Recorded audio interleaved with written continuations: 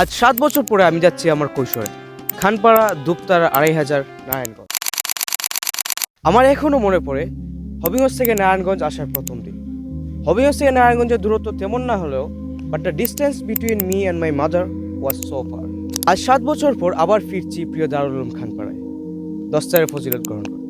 মনে পড়ছিল মা আসার পিছনের মাঠে ক্রিকেটের কথা, মনে পড়ছিল ফজরের পরে হাঁটতে বের হওয়ার কথা, কত পরিচিত মানুষ, পরিচিত রাস্তা আর কত স্মৃতিময় যায়। জামিয়ায় পা রাখার প্রথম মুহূর্তটা ছিল স্বপ্নের মতো।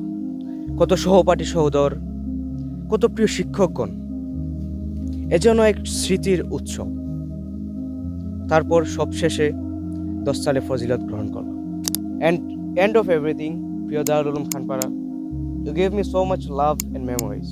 Thank you so much for everything. And yeah, you'll be always in my heart. And also, أحبك من صميم قلبي.